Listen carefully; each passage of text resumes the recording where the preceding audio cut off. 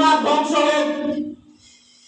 ওয়া মান ইয়াদিলু, আর আমি যদি আদালত না দেখাই, ইন লাম আদিল বা ইদা লাম আদিল, যদি আমি এই পৃথিবীর মধ্যে আদালত না দেখাই, ওয়া মান ইয়াদিল, তুমি আর কাকে আদালত হিসাবে পাবে? কেননা আমার আল্লাহ তো আমাকে পাঠাইছে এই পৃথিবীর মধ্যে আদালত দেখানোর জন্য। বুইস্তু মুআল্লিমান, আমি এই পৃথিবীর মধ্যে বুইস্তু, আমি প্রেরিত হয়েছি শিক্ষক রূপে এই পৃথিবীর মানুষদেরকে জ্ঞান বিতরণ করার জন্য, এই পৃথিবীর মানুষদেরকে তাদের সঠিক জিনিসটাকে বিতরণ করার জন্য। আল্লাহ আমাকে তাকসীম করার জন্য। আমার নাম তাকসীম মানে আবুল কাসিম, বন্টনকারীর পিতা। আল্লাহ আমাকে আবুল কাসিম হিসেবে, মুআল্লিম হিসেবে, শিক্ষক রূপে এই দুনিয়ার মধ্যে প্রেরণ করেছেন। আর তোমার কত বড় স্পর্ধা, তুমি কত বড় বেয়াদবে রাসূল হয়েছ, আমার নবীকে ইলিটারেট বলো, বলেন নাউজুবিল্লাহ। আল্লাহ বলেন ওয়া আল্লামাকা মা লাম তাকুন তাআলাম, ওয়া আল্লামাকা ইয়া রাসূলুল্লাহ, আমি তো আপনাকে শিক্ষা দিয়ে দিয়েছি মা লাম তাকুন তাআলাম, যা আপনি জানতেন না। আর বেয়াদবে রাসূল ওই ধরনের স্কলার বলে আমার নবী নাকি ইলিটারেট, আমার নবী নাকি নিরক্ষর, আমার নবী নাকি কাণ্ড জ্ঞানহীন, আমার নবী নাকি নিজের নাম স্বাক্ষর করতে জানে না, আলিফ বাতা বলতে পারে না, বলেন নাউজুবিল্লাহ। আমি বলি তাদের সাথে আর বনু তামিম গোত্রের যুলকুয়াইসারা, মুনাফিকের আব্দুল্লাহ ইবনে উবাই ইবনে সালুল, যুলকুয়াইসারা, ওই মুনাফিকের সর্দারের সাথে, ওই স্কলারের সাথে কোনো পার্থক্য নাই। হাদিসটা যখন পুরোপুরি জানবেন তখন আপনারা বুঝতে পারবেন যে এই দেশের মধ্যে, এই দুনিয়ার মধ্যে যে দুশমনের রাসূলগুলা আমার নবীকে কাউময় বলে, আমার নবীকে ইলিটারেট বলে, মা খাদিজাতুল কুবরা রাদিয়াল্লাহু তাআলা আনহার শানে বেয়াদবি করে, মা আয়েশা সিদ্দিকা রাদিয়াল্লাহু তাআলা আনহার শানে বেয়াদবি করে, হযরত আলী রাদিয়াল্লাহু তাআলার শানে বেয়াদবি করে। বেয়াদবি করতে করতে তাদের স্পর্ধা এতটুকু বেড়ে গেছে, তারা আল্লাহকে পর্যন্ত আবে হালাক বলে, বলেন নাউজুবিল্লাহ। তখন আমার নবীজি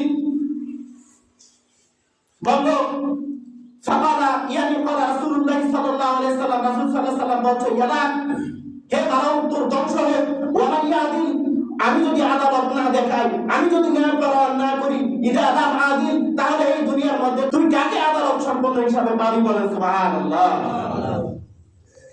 কদ কিনতা ওয়া হাসিরতা ইল্লাম আকুন আদিল, যদি আমি আদালত না করি তাহলে তুমি ক্ষতিগ্রস্ত হও, তুমি ধ্বংস হও, বলেন নাউজুবিল্লাহ।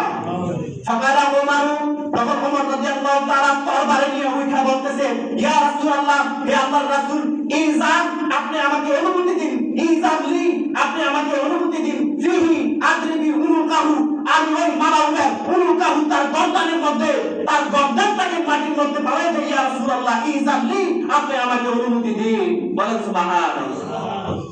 আমার নবী কি বলছেন?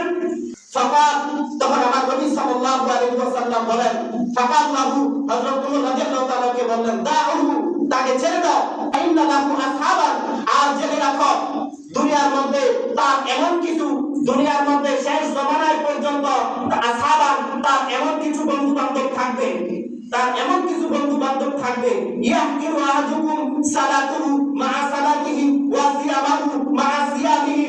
হে ওমর, তুমি তাদের সালাত, তাদের নামাজ এবং রোজা দেখলে তোমার নামাজ এবং রোজাকে কম মনে করবে, ইয়াহকিরু, তুমি তুচ্ছ তাচ্ছিল্য করবে, আল্লাহ তাদের থেকে তো আমার কম মনে হচ্ছে। ইয়াকরাউনাল কুরআনা, হে ওমর, তারা যখন কোরআন তিলাওয়াত করবে, লা ইউজাবিজু, তা পেছবে না, অতিক্রম করবে না, তারাকিয়াহুম ইয়ামরুকুনা মিনাদ দ্বীন, তারা যখন কোরআন তেলাওয়াত করবে তখন তাদের কণ্ঠনালীর নিচে কোরআন তেলাওয়াত যাবে না। তারা যতই আমল করুক, যতই তারা রোজা রাখুক, যতই কষ্টে কষ্টে তাদের কপাল দাগ করে ফেলে, তারা যখন কোরআন তেলাওয়াত করবে তখন তাদের কণ্ঠনালীর নিচে কোরআন যাবে না, বলেন নাউজুবিল্লাহ। তখন বলতেছে ইয়ামরুকুনা মিনাদ দ্বীন, তারা দিন থেকে এমন ভাবে ছিটকে পড়বে, তারা দিন থেকে এমন দূরে চলে যাবে, কামা ইয়ামরুকুস সাহু মিনার রামিয়া, যেমন ভাবে শিকারকৃত তীর শিকারীর কলিজা থেকে বের হয়ে যায়, ঠিক তেমনি ভাবে তারা ইসলাম থেকে বের হয়ে যাবে, বলেন নাউজুবিল্লাহ। রাওয়াহুল বুখারী আও কামা ক্বালা আলাইহিস সালাতু ওয়াস সালাম।